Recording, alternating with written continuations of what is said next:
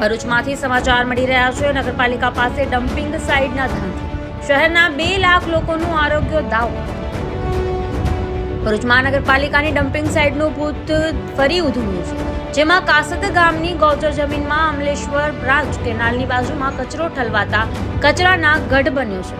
આ પાણીની કેનાલમાં ઉડીને કચરો પડતો હોય અને લોકોના સ્વાસ્થ્ય અંગે પણ સવાલો ઊભા થયા છે। આ મામલે જાગૃત નાગરિકો મેદાને પડીને આ સાઇટ બંધ કરાય તેવી માંગ કરી રહ્યા છે। ભરૂચ તાલુકાના કાસદ ગામે પાલિકા દ્વારા હજારો ટન ઘન કચરાનો ગેરકાયદે નિકાલ કરવામાં આવતા સમગ્ર પ્રકરણ ચર્ચાની એરણે ચડ્યું છે। પાલિકા પાસે હાલમાં પોતાનું ડમ્પિંગ સાઇટ ન હોવાથી અને સાયખા જીઆઈડીસી દૂર પડતું હોય, થોડા સમય પહેલા જ થામ ગામ પાસે એક ખેતર ભાડે રાખીને તેમાં કચરો ઠલવાતો હોય, તેના પ્રદૂષણ, દુર્ગંધ અને ગંદકીના કારણે ગ્રામજનોએ હોબાળો મચાવી થામની ડમ્પિંગ સાઇટને બંધ કરાવી હતી। ત્યારે સામા તહેવારોમાં શહેરમાં કચરાઓના ઢગલાઓ વધતા પાલિકાએ પુનઃ કાસદ અને થામ વચ્ચે આવેલી ગૌચરની જમીનમાં પુનઃ કોઈપણ પ્રકારની પરવાનગી વગર શહેરનો કચરો ઠલવવાની કામગીરી શરૂ કરાઈ છે। આ મામલે ભરૂચના જાગૃત નાગરિક અબ્દુલ કામઠીએ પાલિકા દ્વારા કાસદ અને થામ વચ્ચે ચાલતી ગેરકાયદેસર ડમ્પિંગ સાઇટ બંધ કરાવાય અને જીપીસીબી અને નહેર નિગમ દ્વારા સ્થળ તપાસ કરાવી આ સાઇટ બંધ કરાય તેવી માંગ કરી છે। આ સાથે અહીંયા મરેલા જાનવર પણ પડ્યા હોય છે, કચરો પાણીની ભળીને લોકોના સ્વાસ્થ્ય સાથે ચેડા થતા હોવાના પણ આક્ષેપો તેમણે કર્યા છે। જ્યારે આ મામલે ભરૂચ નગરપાલિકા વિપક્ષના સભ્ય શમસાદ અલી સૈયદે જણાવ્યું હતું કે ભરૂચ નગરપાલિકા કોઈને કોઈ કારણોસર વિવાદમાં રહેતી હોય છે। પાલિકા માટે હાલમાં પોતાની કોઈ પણ ડમ્પિંગ સાઇટ ન હોય અને પાલિકા કાયદેસર સાઇટ કોઈ એક ગામ ચાલુ કરે, ત્યાં વિરોધ હોય અને બીજા ગામમાં ચાલુ કરે છે, તે ભાજપ પ્રેરિત પાલિકા માટે ખૂબ જ શરમજનક વાત છે। કચરા બાબતે અનેક વખતે શહેરીજનોને મુશ્કેલીઓ વેઠવી પડે છે, પરંતુ આજ દિન સુધી ડમ્પિંગ સાઇટનો પ્રોબ્લેમ હલ નથી કરાયો। આ અંગે કલેક્ટર અને ઉપલા અધિકારીઓએ તપાસ હાથ ધરી અને આ સાઇટ જો ગેરકાયદેસર હોય તો તેની તપાસ કરી બંધ કરવાની માંગ કરી હતી। અગાઉ કાસદ ગામ ખાતે ગૌચર જમીનમાંથી માટી ચોરીનું પાપ છુપાવવા આ કારસો રચાયો હોવાનું પણ જાણવા મળ્યું છે।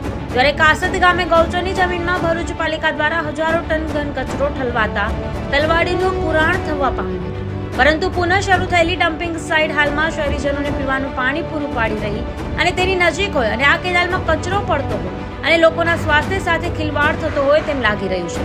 આ અંગે કાસદ ગામના પંચાયતના વહીવટદાર દેવરાજસિંહ સાથે વાત કરતા પંચાયત પાસે આ મામલે કોઈ પણ પ્રકારની પરવાનગી જ નહીં લેવાનું હોયું જણાવ્યું હતું।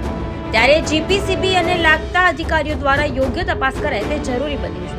Bureau report Neeraj Pandya, news today. Bharuch નગરપાલિકા હર હંમેશ વિવાદમાં રહે છે।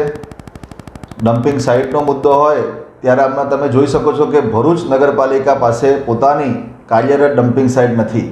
જે છે તે સાયકા ખાતેની ડમ્પિંગ સાઇટ કોઈક ના કોઈક ભારતીય જનતા પાર્ટીના આંતરિક વિખવાદના કારણે એ ડમ્પિંગ સાઇટ તેમણે બંધ કરવી પડી અને ભરૂચ શહેરની કહી શકાય કે પાસે જે અનલીગલી ડમ્પિંગ સાઇટ આજે કોઈ એક ગામ પાસે ચાલુ કરે છે અને એ ગામનો વિરોધ હોય તો બીજા ગામ પાસે જઈને શરૂ કરે છે। એ ભારતીય જનતા પાર્ટી શાસિત ભરૂચ નગરપાલિકા માટે શરમજનક વાત છે। આજે આટલી મોટી એ ગ્રેડની નગરપાલિકા હોય અને પોતાની એક કાયમી ડમ્પિંગ સાઇટ ના હોય એટલે શાસક પક્ષે કહી શકાય કે પોતે આજે સત્તા છોડી દેવી જોઈએ। આજે અવારનવાર ડમ્પિંગ સાઇટના મુદ્દે ભરૂચ શહેરની જનતાને કહી શકાય કે કચરા બાબતે સામનો કરવો પડે છે અને આજે એ ડમ્પિંગ સાઇટનો ઇસ્યુ સોલ્વ નથી થઈ રહ્યો। હાલમાં જે ડમ્પિંગ સાઇટનો મુદ્દો છે એ ડમ્પિંગ સાઇટ પણ લોકોનું કહેવું છે કે એ ડમ્પિંગ સાઇટ પણ અનલીગલી છે। એ તપાસનો વિષય છે।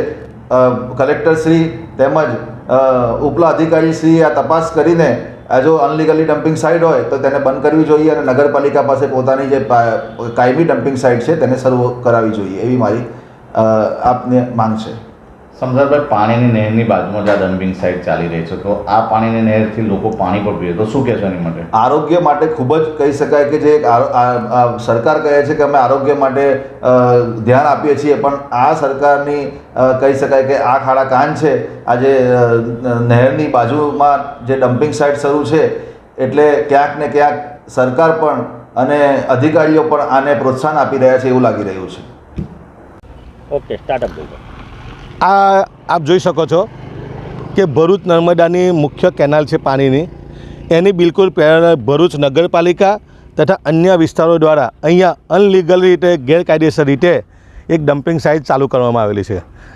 આ ડમ્પિંગ સાઇટ ચાલુ થવાથી ભરૂચ શહેરને જે મીઠું પાણી આપે 24 કલાક નગરપાલિકા, આ તે કેનાલ છે ને એના બિલકુલ માથાની ઉપર, એના કિનારાની ઉપર તમે જુઓ કે હજારો ટન કચરો અહીંયા નાખવામાં આવેલો છે. અને આ કચરો નાખવાથી એ બધો કચરો પ્લાસ્ટિક આ પાણીમાં પડે છે.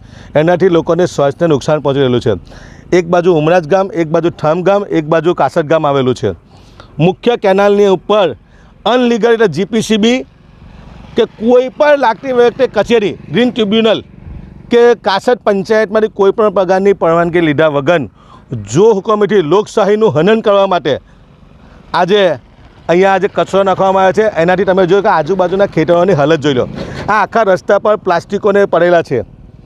સરકાર મોટાને મોટા પ્રોગ્રામો કરી અને લોકોને જાગૃત કરે છે સ્વચ્છતા બાબતે અને સફાઈ બાબતે, પરંતુ તમે જોઈ શકો સફાઈના ધજાગરા ઉડી રહેલા છે, પાણીની અંદર પ્લાસ્ટિકો પડેલા છે અને આ પાણી આપણે ભરૂચ શહેરને પીવાડે.